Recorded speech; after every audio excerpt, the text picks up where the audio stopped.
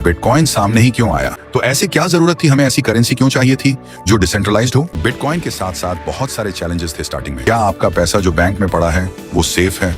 दोस्तों, स्वागत है आपका एक बार फिर से हमारे channel crypto future of India पर। यहाँ पर हम आपको प्रोवाइड करते हैं हर तरह की जानकारी क्रिप्टो करेंसी से रिलेटेड। अगर आप क्रिप्टो करेंसी से रिलेटेड पूरी नॉलेज लेना चाहते हैं तो इस वीडियो को पूरा देखिएगा। जनवरी 2009 के अंदर इन्वेंशन होता है बिटकॉइन का। कितना कुछ बदल चुका है अब तक क्रिप्टो की दुनिया में। हो सकता है आप लोग भी बहुत ज्यादा क्यूरियस हो ये जानने के लिए कि क्या जर्नी रही है अभी तक क्रिप्टो की। आज इस वीडियो के अंदर एज अ डॉक्यूमेंट्री वे आपको सब कुछ स्टेप बाय स्टेप पता लगने वाला है। कितना कुछ बदलाव हो चुका है इस क्रिप्टो की दुनिया में। ये पूरी एक अलग दुनिया है दोस्तों।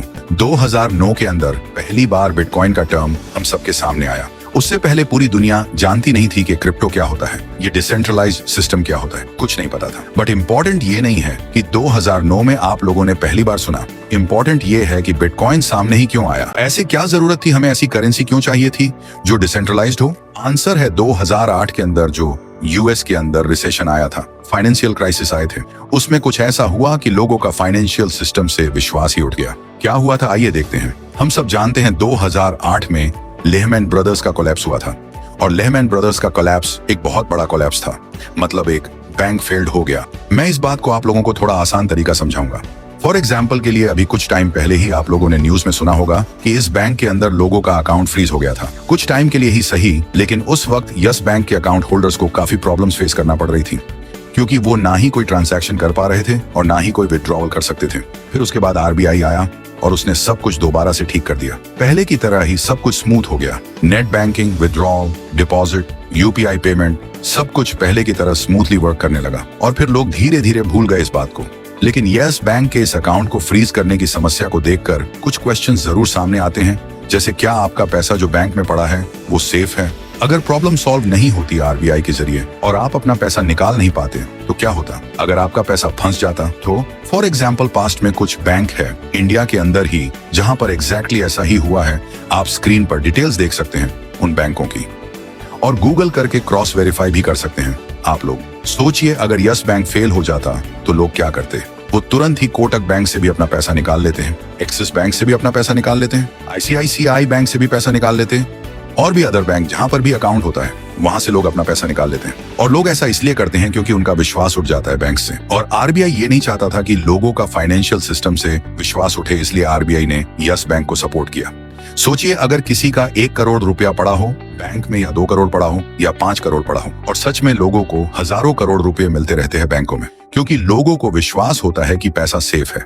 लेकिन 2008 में यह गलत प्रूफ हो गया, क्योंकि 2008 में अमेरिका के अंदर लगभग 25 बैंक फेल हो गए और बैंक फेल होने की समस्या रुकी नहीं, और 2009 के अंदर लगभग 140 बैंक और फेल हो गए। और अगर 2008 और 2009 को हम मिला दें तो लगभग 165 बैंक फेल हो गई थी।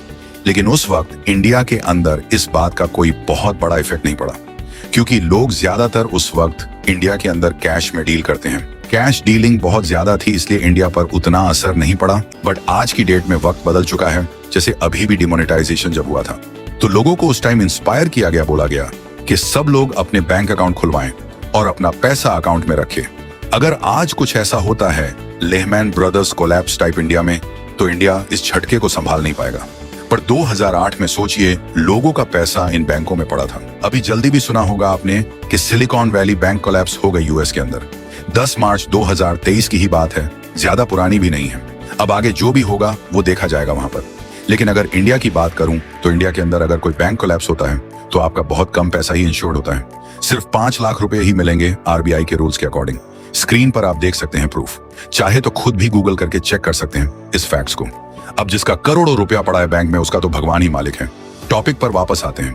जब लोगों का भरोसा ही उठ गया बैंक से 2008 में, तो हो सकता है कोई ऐसा इंसान हो जिसका बहुत ज्यादा ही पैसा डूबा हो बैंक कोलैप्स में 2008 में। और लोग कहते हैं उस इंसान का नाम था सातोशी नाकामोटो, जिसका सबसे ज्यादा पैसा डूबा था फाइनेंशियल क्राइसिस के टाइम। बट इस बात का कोई प्रूफ नहीं है। लेकिन हाँ, हम ऐसा बोल सकते हैं कि he is a father of bitcoin या फादर ऑफ क्रिप्टो करेंसी। वैसे एक शख्स है जापान में जिनका नाम सच में सटोशी नाकामोटो है। वहां के रिपोर्टर्स ने उनको घेर लिया एक बार और सवाल जवाब करने लगे, लेकिन उन्होंने कहा मेरा बिटकॉइन से कोई लेना देना नहीं है, तो हम ऐसा बोल सकते हैं कि ये एक इमेजिनरी नाम रख दिया गया है, लेकिन किसी को एग्जैक्टली नहीं पता कि सातोशी नाकामोटो ही नाम है बिटकॉइन के इन्वेंशन करने वाले का या नहीं। लेकिन कॉन्सेप्ट ये था कि करेंसी को डिसेंट्रलाइज करिए।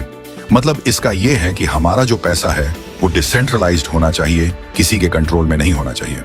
डिसेंट्रलाइज्ड का मतलब है कि कोई कंट्रोल नहीं करेगा।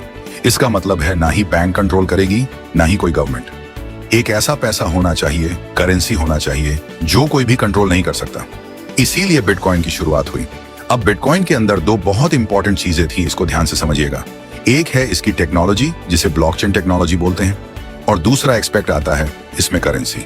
मतलब इसको पैसे लेन देन के लिए इस्तेमाल किया जा सकता है। जैसे हम अभी करेंसी की बात कर रहे हैं, मतलब हम इससे किसी को पैसा दे सकते हैं या पैसा ले सकते हैं। इसका मतलब है कि बिटकॉइन ले भी सकते हैं और बिटकॉइन किसी को दे भी सकते हैं। चलिए इसको ऐसे समझते हैं एग्जाम्पल के लिए। जैसे ए बी को बिटकॉइन देता है, इट मीन्स ए ने बी से कुछ खरीदना होगा, इसलिए ए ने बी को बिटकॉइन दिया, सॉल्व हो गया। एक मैं आपको बिटकॉइन के अर्ली स्टेजेस का एग्जाम्पल देता हूं जो बहुत अर्ली माइनर्स थे। उनके बारे में बहुत इंटरेस्टिंग छोटी सी स्टोरी है। ये इंटरेस्टिंग स्टोरी सुनिए। ये स्टोरी है 22 मई 2010 की। एक व्यक्ति था जिसका नाम है लास्लो हेनिएच। इस व्यक्ति ने 10,000 बिटकॉइन खर्च किए थे। पता है आपको क्या करने के लिए? 2 पापा जोन्स के पिज्जा खरीदने के लिए। आज की डेट में अगर आप देखते हो, एक बिटकॉइन का प्राइस है इंडियन करेंसी में 80 लाख रुपए से भी ज्यादा। हम सिर्फ 80 लाख ही मान लेते हैं। तो कैलकुलेट कीजिए 80 लाख इंटू 10,000 कितना प्राइस आ गया। आप सोच रहे होंगे 8,000 करोड़ हो गया ये तो। जी हाँ, 8,000 करोड़ रुपए इंडियन करेंसी के हिसाब से आज की तारीख में। आप सोच सकते हैं कि उस टाइम पर उन 2 पिज्जा की कीमत रही। इस स्टोरी के बेस्ट पर ही यूएस में हर साल 22 मई को बिटकॉइन पिज्जा डे मनाया जाता है, क्योंकि यही वो स्टोरी है जिसकी वजह से 22 मई 2010 को पहली बार वास्तविक दुनिया में बिटकॉइन के जरिए कुछ खरीदा गया था। अगर आपको यह वीडियो पसंद आई हो तो वीडियो को लाइक कीजिए, हमारे channel crypto future of India को सब्सक्राइब कीजिए और बेल आइकन पर क्लिक कीजिए ताकि ऐसी फाइनेंशियल नॉलेज आप तक पहुंचती रहे। Thanks for watching.